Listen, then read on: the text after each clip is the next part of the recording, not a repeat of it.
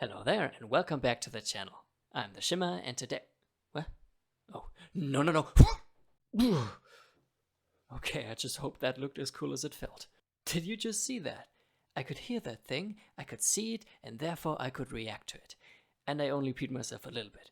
But the point is, that thing came at me loud and proud, not all quiet and stealthy.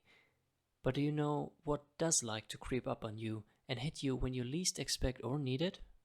Mental distress, stress, repressed feelings, fears, and depression-like phases. These tend to grow over time, but in a slow yet steady pace, so that living your daily life is usually enough to sufficiently distract you from seeing how they get more and more powerful, since slow change is harder to spot than big, rapid, out-of-the-blue changes. What we need to do here is take a look inside ourselves on a regular basis. Because once you spot them, you can react to them and disarm them before they can inflict too much damage.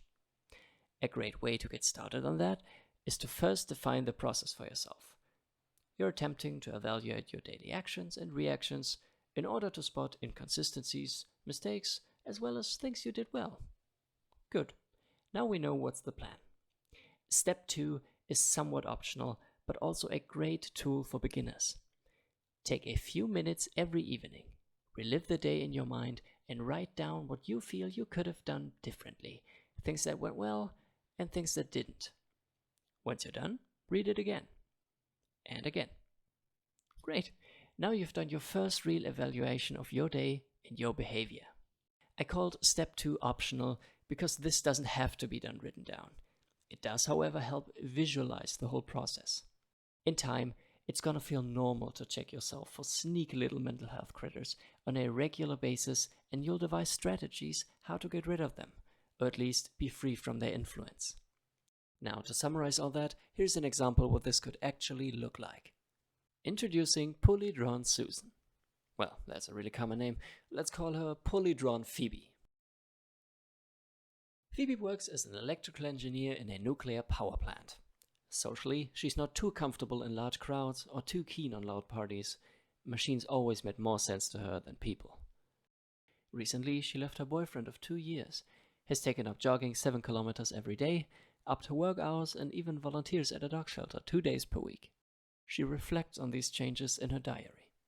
And just to reiterate here, this doesn't have to be done written down. If that's not your style, then you can just as well just think about your day and what you did and didn't do. Okay, back to Phoebe. Jogging helps me clear my head, sure, but could it also be an attempt to distract myself from some kind of pain? Same for my work hours and volunteering. I seem to almost be scared of free time recently.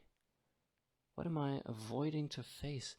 What do I fear to find once the distractions are gone? What am I running from? Thank you, Phoebe. Back in the prop shelf you go. See, she didn't solve her problems instantly, but she tracks her mental workings and critically scrutinizes changes, behavior, and decisions in her life. And that will give her a great chance to actually find out what causes her problems. And once the cause is found, the solution is just a matter of time. Pretty much all mental health problems do persist because people do not bother to find the root of the problems, the pain, the sadness, the lack of motivation, because distracting yourself is just so much easier than actually standing up to the problem, facing it. But now that you know this method, you will not be one of them. Try it out for yourself. It really does help a lot.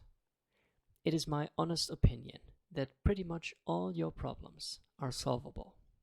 It is just a matter of the right strategy. And that's it for this video. Thank you so much for watching. I'm the Shimmer, and if you want to leave a like, subscribe to the channel, or maybe share this video with someone you feel might actually need it, yeah, I'm very thankful for that. If you want to leave me a comment with some constructive criticism, feedback, or maybe ideas for future videos, or even questions, then feel free to do that as well.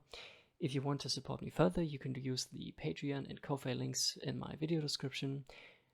Well, I think that's it. So yeah, as always, take care.